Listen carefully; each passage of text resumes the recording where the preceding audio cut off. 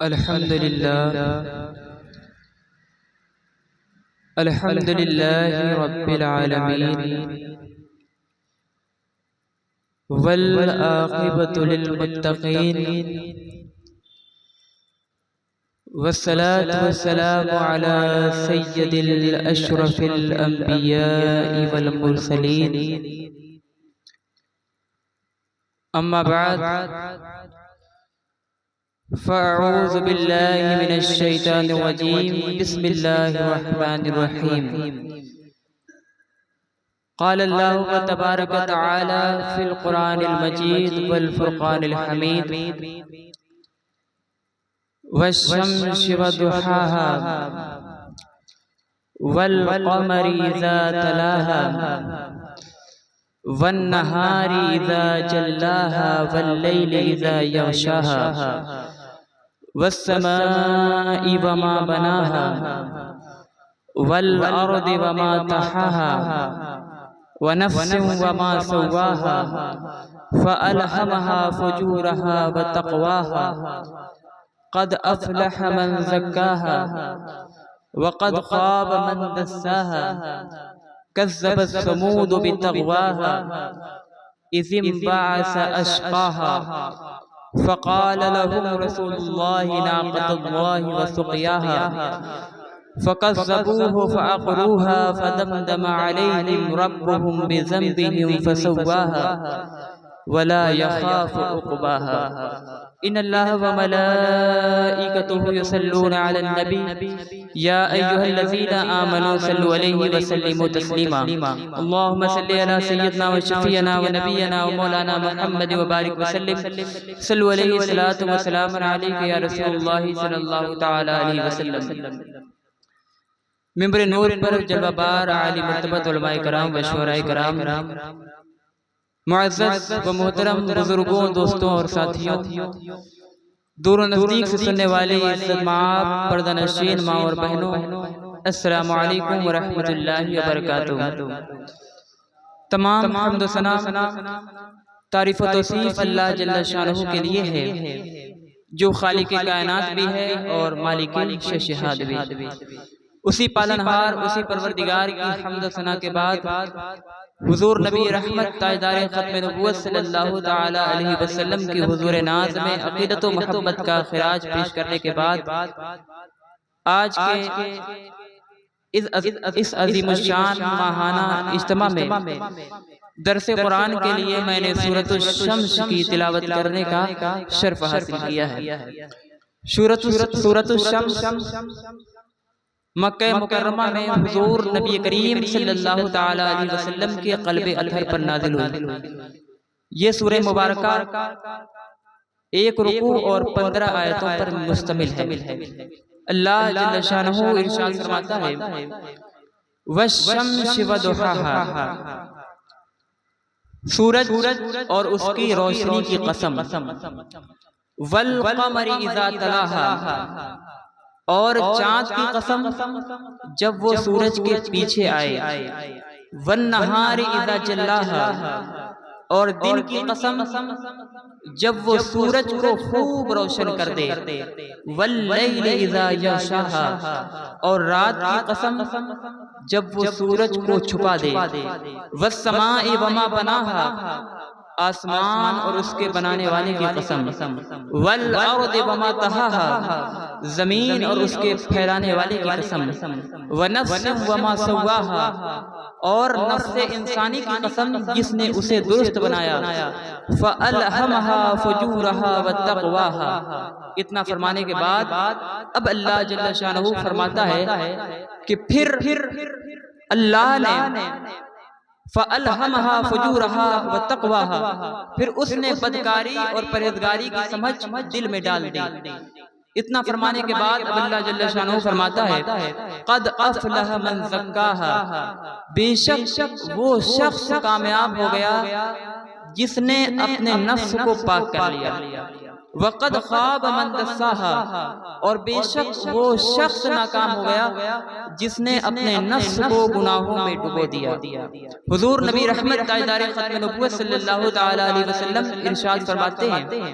کہ جب اللہ تبارک تعالی نے جنت کو پیدا فرمایا تو حضرت جبریل امین علیہ السلام سے فرمایا اے جبریل جاؤ اسے دیکھو۔ حضرت جبریل امین علیہ السلام تشریف لے گئے اور جنت میں جو اللہ تبارک تعالیٰ نے جنتیوں کے لیے نعمتیں تیار کی تھی، حضرت جبریل امین نے اسے دیکھا اور پھر عرض کی اے اللہ تیری عزت کی قسم، جو اس کے بارے میں سنے گا وہ ضرور اس میں جانے کی پوری کوشش کرے گا۔ پھر اللہ تبارک تعالیٰ نے جنت کو مشقتوں اور مصیبتوں سے گھیر دیا، یعنی کہ جنت میں داخل ہونے کے لیے شریعت کے احکام کی مشقتیں اور تکلیفیں برداشت کرنی پڑیں گی۔ پھر اللہ تبارک تعالیٰ نے فرمایا اے جبریل جاؤ اب اسے دیکھو، اور حضرت جبریل امین علیہ السلام تشریف لے گئے اور جنت کو دیکھا۔ پھر عرض کی اے اللہ تیری عزت کی قسم، اب مجھے خطرہ ہے کہ کوئی اس میں داخل نہ ہو سکے گا۔ پھر جب اللہ تبارک تعالیٰ نے دوزخ کو پیدا فرمایا تو ارشاد فرمایا اے جبریل جاؤ اسے دیکھ کے آؤ۔ حضرت جبریل امین علیہ السلام تشریف لے گئے اور دوزخ کو دیکھا اور عرض کی اے اللہ تیری عزت کی قسم، جو اس کے بارے میں سنے گا وہ ضرور اس سے بچنے کی پوری کوشش کرے گا۔ پھر اللہ تبارک تعالیٰ نے دوزخ کو لذتوں سے گھیر دیا، یعنی جو نفس کی اپنے خواہشات کی ناجائز لذتوں میں پڑے گا، اپنی خواہشات کے مطابق اپنی زندگی کو گزارے گا، اسے دوزخ میں داخل ہونا پڑے گا۔ پھر اللہ تبارک تعالیٰ نے فرمایا اے جبریل اب جاؤ اور اسے دیکھ کر آؤ۔ حضرت جبریل امین علیہ السلام تشریف لے گئے اور دوزخ کو دیکھ کر عرض کیا اے اللہ اب مجھے خطرہ ہے کہ کوئی اس میں داخل ہونے سے نہ بچ سکے گا۔ معلوم یہ ہوا کہ اللہ تبارک تعالیٰ نے جنت میں داخلہ نفس انسانی خواہشات سے نفس کی خواہشات سے بچنے پر موقوف کیا ہے، اور جہنم میں داخلہ خواہشات نفس سے نہ بچنے پر موقوف کیا ہے۔ تو اللہ کے حضور کامیاب وہ ہے جس نے اپنے نفس کو اپنی خواہشات کو شریعت کے مطابق ڈھال دیا، شریعت کے سانچے میں ڈھال کر اپنی زندگی کو گزار دیا۔ تو قرآن فرماتا ہے کہ قد وقد خواب من دساہا، وہ شخص نامراد ہو گیا جس نے اپنے نفس کو گناہوں میں ڈبو دیا۔ کذبت ثمود بطغواہا، اب یہاں پر اللہ جل شانہ نے قوم ثمود کا ایک واقعہ ذکر فرمایا ہے۔ حضرت صالح علیہ السلام قوم ثمود کی طرف نبی بنا کر بھیجے گئے تھے۔ جب حضرت صالح علیہ السلام نے اپنی قوم کو اللہ کا فرمان سنا کر ایمان کی دعوت دی تو قوم ثمود نے حضرت صالح علیہ السلام کو جھٹلا دیا اور یہ معجزہ طلب کیا کہ اگر آپ واقعی اللہ کے رسول ہیں تو اس پہاڑ سے ایک زندہ اونٹنی نکال دیجئے۔ وہ اونٹنی نہ صرف زندہ ہو بلکہ موٹی تازی اور خوبصورت بھی ہو۔ حضرت صالح علیہ السلام نے پہاڑ کی طرف اشارہ فرمایا تو فوراً پہاڑ پھٹ کر دو ٹکڑوں میں بٹ گیا اور اس میں سے ایک زندہ اونٹنی نکل پڑی۔ بہت ہی خوبصورت، بہت ہی بلند و قامت اونٹنی نکل پڑی، جو نہ صرف خوبصورت تھی، جو نہ موٹی تازی تھی بلکہ موٹی تازی ہونے کے ساتھ وہ گابھن بھی تھی، اور اس نے ایک خوبصورت سا بچہ بھی جنا، اور وہ اپنے بچے کے ساتھ جنگلوں اور ویرانوں میں ٹہلا کرتی تھی۔ اب اس بستی میں ایک ہی تالاب تھا جس میں پہاڑ سے پانی گر کر جمع ہوتا تھا۔ حضرت صالح علیہ السلام نے فرمایا اے لوگوں، یہ ناقۃ اللہ ہے، یہ کوئی عام اونٹنی نہیں ہے، یہ اللہ کی اونٹنی ہے، یہ معجزے سے پیدا ہونے والی اونٹنی ہے۔ ایک دن تمہارے تالاب کا سارا پانی یہ اونٹنی پیے گی، دوسرے دن تم نے پینا ہے۔ قوم نے اس بات کو قبول کر لیا۔ کچھ دن تک قوم ثمود نے اس تکلیف کو برداشت کیا کہ انہیں تالاب کا پانی ایک دن نہیں ملتا تھا، کیونکہ اس دن تالاب کا سارا پانی وہ اونٹنی پی جایا کرتی تھی۔ اب قوم سمود نے یہ فیصلہ کر لیا کہ ہم اس اونٹنی کو قتل کر دیں گے، اور اس قوم کا ایک بہت ہی بڑا بدبخت شخص قدار بن سالف جو پست قد تھا، بھوری آنکھوں والا تھا اور ایک بدکار عورت کا بیٹا تھا، وہ اس اونٹنی کو قتل کرنے کے لیے تیار ہو گیا۔ حضرت صالح علیہ السلام منع کرتے ہی رہے، لیکن قدار بن سالف نے پہلے اونٹنی کی چاروں پیروں کو کاٹ دیا اور پھر اس کے بعد اونٹنی کو ذبح کر دیا، اور نہایت ہی شرکسی کے ساتھ حضرت صالح علیہ السلام سے کہنے لگا کہ اے صالح، اگر تم واقعی اللہ کے رسول ہو تو اب ہم پر وہ عذاب لے آؤ جس کی تم ہمیشہ ہمیں خبریں سنایا کرتے ہو۔ اب جب اس طرح سے حضرت صالح علیہ السلام کی بے ادبی کی گئی، اللہ کے حکم کی نافرمانی کی گئی، تو پھر ان پر اللہ کا عذاب آیا۔ عذاب کیسا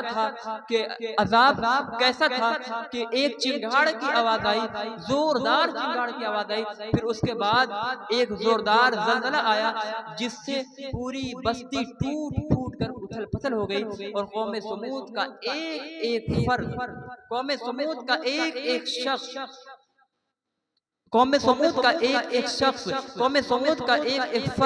اودھے منہ ہو کر مر گیا۔ یعنی کہ آج بھی پوری قوم سمود میں سے کسی قوم کا ایک فرد بھی دنیا میں موجود نہیں ہے۔ تو اللہ جل شانہ نے اس واقعے کو قرآن مقدس میں پرہیزگاروں کے لیے نصیحت اور گناہگاروں کے لیے، ہم جیسے اور تمام لوگوں کے لیے اس واقعے کو بطور عبرت ذکر فرمایا۔ تو اللہ ارشاد فرماتا ہے، کذبت ثمود بطغواہا، قوم سمود نے اپنی شرکسی کے سبب جھٹلایا، اذ انبعث اشقاہا، جس وقت ان کا سب سے بڑا بدبخت اٹھ کھڑا ہوا، فقال لهم رسول اللہ ناقۃ اللہ وسقیاہا، تو اللہ کے رسول حضرت صالح علیہ السلام نے ان سے فرمایا کہ تم اللہ کی اونٹنی اور ان کے پانی پینے کی باری کی مخالفت سے بچو۔ فَكَذَّبُوهُ فَعَقْرُوهَا فَدَمْدَمَ عَلَيْهِمْ رَبُّهُمْ بِذَنبِهِمْ فَسَوَّاهَا، تو انہوں نے اسے جھٹلایا اور اونٹنی کی پونچھیں کاٹ دی، تو پھر اللہ تبارک تعالیٰ نے ان کے گناہ کے سبب ان پر عذاب ڈال کر ان کی بستی کو تباہ کر دیا۔ وَلَا يَخَافُ عُقْبَاهَا، اور وہ اس کے انجام سے نہیں ڈرتا۔ اس واقعے سے ہمیں معلوم ہوا کہ اگر قوم، آپ لوگ میری طرف متوجہ ہو جائیں، میں اللہ کا کلام پڑھ رہا ہوں اور مجھے نہیں لگتا کہ اللہ کا کلام پڑھا جائے تو کسی مسلمان کی توجہ اللہ کے کلام کو چھوڑ کر کہیں اور ہونی چاہیے، ایمان کا تقاضا ہی نہیں ہے۔ اس واقعے سے ہمیں معلوم ہوتا ہے کہ حضرت صالح علیہ السلام کی نافرمانی ان کی امت نے کی۔ جب امت اپنے نبی کی نافرمانی کرتی ہے تو پھر اسے تباہ و برباد کر دیا جاتا ہے۔ اگر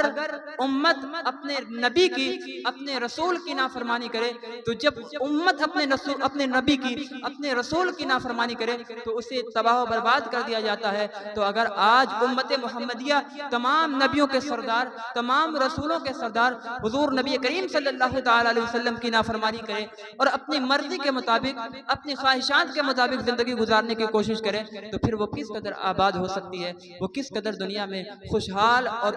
آباد ہو سکتی ہے۔ تو ہمیں اس واقعے سے عبرت حاصل کرنا چاہیے۔ اور دوسری بات یہ کہ اللہ تبارک تعالیٰ نے زمین اور آسمان کی قسم، چاند اور سورج کی قسم، اور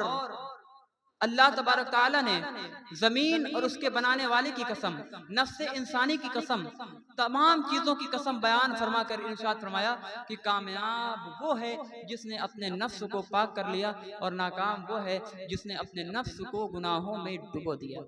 تو ہمیں چاہیے کہ ہم اپنے نفس کی تزکیہ نفس پر خاص توجہ کریں، ہم اپنے خواہشات کو وہاں پر توڑ دیں، ہم اپنے خواہشات کو وہاں پر پیروں سے کچل دیں جہاں اللہ اور اس کے رسول صلی اللہ تعالیٰ علیہ وسلم کے خلاف جا رہے ہوں، اور ہم وہاں پر اپنے خواہشات کے پابند بن جائیں، جو خواہشات ہمیں اللہ اور اس کے رسول صلی اللہ تعالیٰ علیہ وسلم کی شریعت اور اللہ کی بارگاہ کی طرف لے کر جا رہی ہو۔ ہمیں کرنی ہے شہنشاہ بطحہ کی رضا جوئی، اسی سے ہمیں کرنی ہے شہنشاہ بطحہ کی رضا جوئی۔ وہ اپنے ہو گئے تو رحمت پروردگار اپنی، طریق مصطفیٰ کو چھوڑنا ہے وجہ بربادی، اسی سے قوم دنیا میں ہوئی بے اقتدار اپنی۔ اللہ تبارک تعالی ہم سب کو کہنے اور سننے سے زیادہ عمل کرنے کی توفیق عطا فرمائے۔ وما علینا الا البلاغ۔ السلام علیکم ورحمۃ اللہ وبرکاتہ۔